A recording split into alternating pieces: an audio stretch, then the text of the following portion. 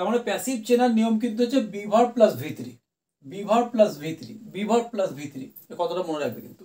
ঠিক আছে, তাহলে চলো আমরা এবারে প্যাসিভ করতে শুরু করি। তো ভয়েস চেঞ্জের প্যাসিভ থেকে অ্যাক্টিভ, অ্যাক্টিভ থেকে প্যাসিভ। তো প্রথমে আমরা একবার শর্টে জেনে নেব, যখন আমি করাই তখনই কিন্তু তোমাদের এই ট্রিকগুলো বলে দিই যে অ্যাক্টিভ এবং প্যাসিভ এটাকে আমি কি করে চিনব। অনেকে বলে যে প্যাসিভকে বাই দিয়ে চেনা যায়, কারণ বাই বললেই সেখানে প্যাসিভটা বোঝায় যে এর মধ্যে প্যাসিভ আছে, কিন্তু তা নয়। অ্যাকচুয়ালি হচ্ছে প্যাসিভের মূল মন্ত্র হচ্ছে তোমার যে be verb plus V three. V three তো অনেক জায়গায় বসতে পারে। ভি থ্রি মানে হচ্ছে ভার্বের পাস্ট পার্টিসিপল ফর্ম। এইটা তোমার ধরো না প্রেজেন্ট পারফেক্টও বসতে পারে, পাস্ট পারফেক্টও বসতে পারে। ঠিক আছে, কিন্তু ভার্বের সঙ্গে বি ভার্বের সঙ্গে ভি থ্রি একমাত্র প্যাসিভ সেন্সেই কিন্তু বসবে। ঠিক আছে, সেই ক্ষেত্রে কিন্তু বি ভার্বের সঙ্গে মানে পারফেক্ট যেটা হয় সেটা হ্যাভ থাকে, তার সঙ্গে ভি থ্রি থাকে। ঠিক আছে, কিন্তু বি ভার্ব বলতে অ্যাম ইজ আর, ওয়াজ ওয়ার এগুলোকে বোঝাচ্ছে। আর যেখানে am is are, was were, will এরা থাকবে না, সেই জায়গায় কিন্তু বি ভার্ব নিজে বসবে। সেটাও কিভাবে বসবে এটা তোমাদেরকে আমি জানাবো। এই খুঁটিনাটি ব্যাপারগুলো কিন্তু জানলে তোমরা বুঝতে পারবে যে গ্রামারে খুব একটা কঠিন বিষয় নয়। এর জটিলতা একমাত্র আমরা এটাকে ভয় খেয়েছি বলে। ঠিক আছে, তার মানে প্যাসিভ চেনার নিয়ম কিন্তু হচ্ছে B verb plus V three, B verb plus V three, B verb plus V three, কতটা মনে রাখবে কিন্তু। ঠিক আছে, তাহলে চলো আমরা এবারে প্যাসিভ করতে শুরু করি। প্রথমটা কি আছে, the teacher gave Suresh an exercise book. তো আমরা জানি প্যাসিভের ক্ষেত্রে বা active to passive, passive to active আমাদের একটা ম্যাটার কাজ করে, সেটা হচ্ছে সাবজেক্ট আর অবজেক্ট চুজ করতে হয়। এখানে দেখো সাবজেক্ট আছে দ্য টিচার আর অবজেক্ট দুটো রয়েছে। তোমাদের ক্ষেত্রে কিন্তু অনেক সমস্যা হয়। হ্যাঁ, এইটা অ্যান্ড এক্সারসাইজ বুক, এটা হচ্ছে ডাইরেক্ট অবজেক্ট, আমি ডিআইআর লিখলাম, ডাইরেক্ট অবজেক্ট। আর এটা হলো ইনডাইরেক্ট অবজেক্ট, আইডিআর লিখলাম, ইনডাইরেক্ট অবজেক্ট। ঠিক আছে, কি করে বুঝবে? কারণ দেখো অবজেক্ট বলতে আমাদের মাথায় আসে যে হ্যাঁ কোনো একটা বস্তু, তাহলে যখন বস্তু বলছি ও সত্যি করেই অবজেক্ট, অর্থাৎ ডাইরেক্ট অবজেক্ট হয়ে গেল। আর যেটা প্রাণী বলতে মানুষ বোঝাবে, তোমরা অনেক সময় ভাববে যে প্রাণী বলতে দেখো কুকুর, ছাগল, গরু, ভেড়া এরকম অনেক পশু দিয়েও হতে পারে, তাদেরকে কিন্তু আমরা মানে বস্তু হিসেবে অনেক সময় ট্রিট করি, মানে ইট বলে ট্রিট করি। সেক্ষেত্রেও কিন্তু তারাই কিন্তু ডাইরেক্ট অবজেক্টই বোঝাবে, আর শুধুমাত্র মানুষের ক্ষেত্রে ইনডাইরেক্ট অবজেক্ট বোঝাবে। ঠিক আছে, এবারে আমরা কি করব, রুলস হচ্ছে এই অবজেক্ট দুটোর মধ্যে যে কোনো একটাকে সামনে নিয়ে আসা। ঠিক আছে, কে বেশি ইম্পর্টেন্ট সেটা তো আমরা জানি না, তো তুমি দুটোর মধ্যে যে কোনো একটাকে যদি সামনে নিয়ে আসো তাহলে কিন্তু একটা অবজেক্ট এখানেই পড়ে রইলো। নেক্সট তোমাকে কি করতে হবে, আরেকবার কিন্তু এটা করতে হবে, আরেকটা অবজেক্টকে নিয়ে এসে আরেকবার প্যাসিভটা করতে হবে, দিয়ে আরেকটা অবজেক্ট কিন্তু যেটা রেস্ট অফ দ্য অবজেক্ট সেটা ওখানে পড়ে থাকবে। ঠিক আছে, আমি একটাই দেখাচ্ছি, তোমরা আরেকটা নিজেরা করবে। যেমন সুরেশ, সামনে নিয়ে আসি, সুরেশ, এটা কি আছে, গেভ আছে, মানে ভি টু আছে, পাস্ট টেন্স আছে। তাহলে পাস্ট টেন্স বললেই আমি কি বলেছিলাম, তার তোমার পাস্ট টেন্সের বি ভার্ব কি, পাস্ট টেন্সের বি ভার্ব হচ্ছে ওয়াজ আর ওয়ার, WERE। তাহলে এই দুটোর মধ্যে একটা বসবে এখানে। তাহলে সুরেশ সিঙ্গুলার, তার জন্য কি বসলো, ওয়াজ বসবে। তাহলে সুরেশ ওয়াজ, দেখো বি ভার্ব কি আছে, ভি থ্রি, এটা ভি টু আছে, এটা ভি থ্রি হয়ে যাবে। তাহলে সুরেশ ওয়াজ গিভেন কি, অ্যান এক্সারসাইজ বুক, যেখানে আছে সেখানেই বসে থাকবে, অ্যান সেকেন্ড অবজেক্টটা ওই জায়গায় বসে থাকবে। তারপর একটা বাই হবে, বাই কি, দ্য টিচার।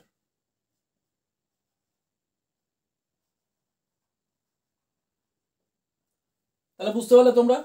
নেক্সট দেখো, I am writing a poem, এক্ষেত্রেও কিন্তু ব্যতিক্রম হবে না, বি ভার্ব বসবে প্লাস V3 বসবে। তাহলে এক্ষেত্রে কি হচ্ছে দেখো, এই আইএনজি বলে যে পোর্শনটা রয়েছে এটা দিয়ে কি বোঝাচ্ছে যে আই অ্যাম রাইটিং, মানে এটা একটা তোমার প্যাসিভ অ্যাক্টিভ প্লাস তোমার কন্টিনিউয়াস টেন্স রয়েছে। তাহলে যখনই আইএনজি থাকবে, আইএনজি থাকলে কিন্তু তোমাকে বিইং বসাতে হবে, এইগুলো খেয়াল রাখবে। আইএনজি থাকলেই বিইং বসাবে।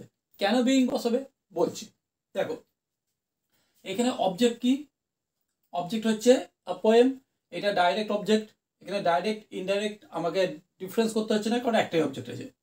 আর আই হলো সাবজেক্ট। তাহলে আ পোয়েমটাকে এখানে নিয়ে আসবো, আ পোয়েম। এবারে দেখো অ্যাম ইজ আর, তাহলে এটা প্রেজেন্টে আছে, তাহলে আমিও এখানে কিন্তু প্রেজেন্টেই লিখবো। তাহলে আ পোয়েমের জন্য কি হবে, ইজ হবে, আ পোয়েম ইজ। এবারে দেখো এই রাইট অপশনটা কিন্তু V3 আমাকে নিতে হবে, কিন্তু V3 আগে আইএনজিটা কোথায় যাবে, আইএনজি যাবে তোমার এই বললাম না যেখানে তোমার জন্য বি ভার্ব থাকবে না, ঠিক আছে, বি ভার্বকে তোমাকে ওখানে নিচে গিয়ে বসবে। তাহলে আইএনজিটাকে কে নেবে, আইএনজি কে নেবে be plus ING equal to being. তাহলে এই কারণে কিন্তু বিইংটা হয়, বিই ভার্বটা কিন্তু আইএনজি কে নেয় এখানে অ্যাডাপ্ট করে। তাহলে এখানে আইএনজিটাকে বিইটা নিয়ে নিলে তাহলে হলো বিইং, বিইং। তাহলে কি পড়ে রইলো এখানে, রাইট পড়ে রইলো, রাইটের V3 ফর্ম কি, রিটেন, রিটেন একটা বাই, আয়ের কি, আয়ের অবজেক্ট কি হচ্ছে মি।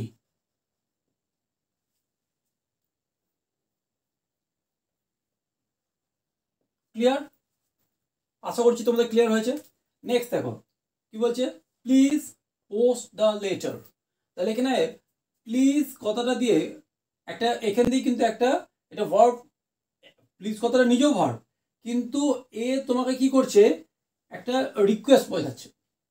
যখনই এরকম টাইপের রিকোয়েস্ট বোঝাবে, পোস্ট দ্য লেটার মানে এটা অলরেডি ট্রানজিটিভ, ট্রানজিটিভ ভার্বই রয়েছে পোস্টে। কেন, কারণ যে ভার্ব অবজেক্ট নেয় তাকে ট্রানজিটিভ ভার্ব বলে।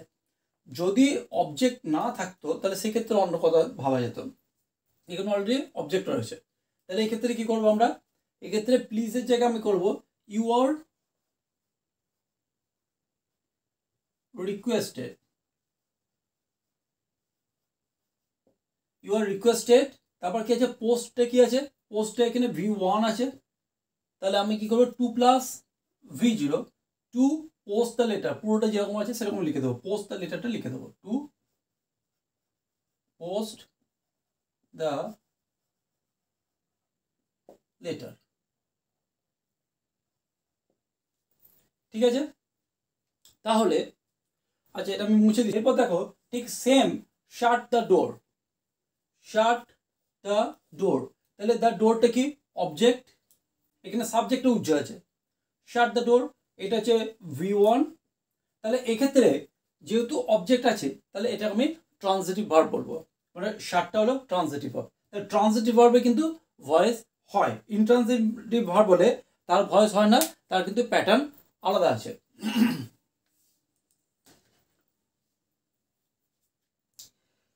তো এটা আমি কি করব, শাট দ্য ডোর। তাহলে দেখো এক্ষেত্রে কিন্তু আমি লেট নিয়ে আসবো, লেট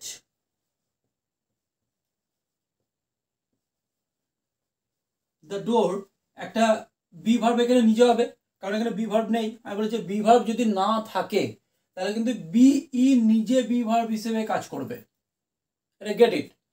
ফর্মুলা কি, ফর্মুলা কিন্তু আমি বলেছিলাম যে be verb plus V3, be plus V3, এটা বি ভার্বই ধরে রাখো, বি ভার্ব প্লাস V3। তাহলে এক্ষেত্রে দেখো যেহেতু তোমার বি ভার্ব নেই, শাট দ্য ডোর, তাহলে আমি কি বিটা নিজে নিজে বসে গেল, তাহলে লেট দ্য ডোর বি, এখানে শাট শাট শাট তিনটে ফর্ম একই, V1 V2 V3, তাহলে অবশ্যই এখানে শাটই হবে। তাহলে এটা কিন্তু V3, এটা খেয়াল রাখবে, ঠিক আছে। তাহলে কি হলো যে যখন আমরা দেখব যে ট্রানজিটিভ ভার্ব রয়েছে কিন্তু সাবজেক্ট নেই সেক্ষেত্রে আমরা লেটের ইউজ করতে পারি। ঠিক আছে, নেক্সট নেক্সট কি বলছে, I received a phone call. আর ফোন কল পুরোটাই কিন্তু এখানে অবজেক্ট।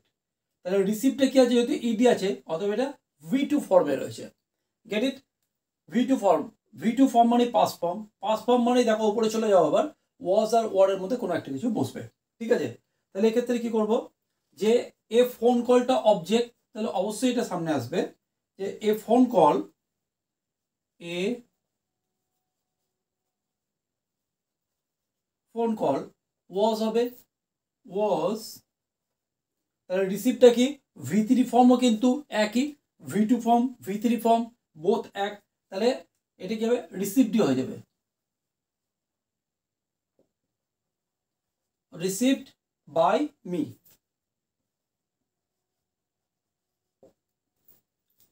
বোঝা গেল? এরপরটা দেখো, we call the tiger, we call the tiger hour national animal. মানে আমরা বাঘকে আমাদের ন্যাশনাল অ্যানিমাল বলি। ঠিক আছে, তাহলে এটা কি হবে, এখানে দেখো hour national animal are the tiger, তাহলে এখানে আওয়ার ন্যাশনাল অ্যানিমাল এটাও একটা অবজেক্ট আছে, আর দ্য টাইগারটাও একটা অবজেক্ট আছে। তাহলে কি হবে, তাহলে এখানে কল কি আছে, কলটা কিন্তু V1 ফর্মে রয়েছে, তাহলে অবশ্যই এটা সামনে আসবে অবজেক্টটা, the tiger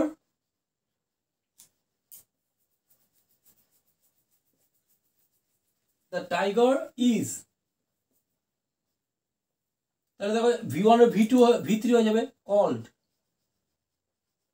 the tiger is called our national animal, our national animal. তাহলে এক্ষেত্রে দেখো আমি একটা কথা বলি, তোমাদের কিন্তু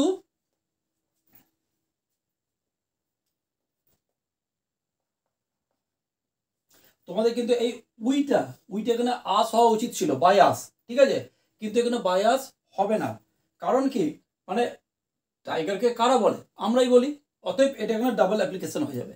এটা কিন্তু বাই আস বলে দিও না, ডাবল অ্যাপ্লিকেশন হয়ে যাবে অবজেক্টে। ঠিক আছে, তো আমাদের দরকার নেই, সেন্স কিন্তু তাই বলছে, the tiger is called our national animal, মানে টাইগারকে আমাদের ন্যাশনাল অ্যানিমাল বলে, কারা বলে, আমরাই বলি, অতএব নতুন করে বাই আস দেওয়ার দরকার নেই। ঠিক আছে, তাহলে অবশ্যই তোমরা বুঝতে পারলে যে গ্রামারের প্যাটার্নগুলো কিন্তু একই রকম হলেও তার ভেতরে কিন্তু অনেক খুঁটিনাটি রয়েছে, যেটা আমি তোমাদেরকে জানাতে পারলাম। আশা করছি তোমরা বুঝতে পেরেছো, এবং এরকম টাইপের প্রায় প্রত্যেক দিন আমি দেখছো তোমাদের কাছে গ্রামার নিয়ে আসছি। তোমরা অবশ্যই বেনিফিশিয়ারি হচ্ছে এতে, তোমরা প্র্যাকটিস করছো, তোমরা ভালো হবে। ঠিক আছে, তোমরা আরও বেশি এগিয়ে যাবে, আমি এটাই চাই। তো এর পরের ভিডিওতে তোমরা অবশ্যই চোখ রেখো, আর এই ভিডিওটা তোমাদের যদি ভালো লেগে থাকে তাহলে অবশ্যই সাবস্ক্রাইব করো এবং বেল আইকন প্রেস করতে ভুলো না। আর যারা নতুন আমার এখানে রয়েছে তারা অবশ্যই সাবস্ক্রাইব করবে, আর পুরনো যারা রয়েছে তারা অবশ্যই এটাকে লাইক ও শেয়ার করবে। তাহলে এর পরের ভিডিওর জন্য আবার চলো, দেখা হচ্ছে, গুড নাইট।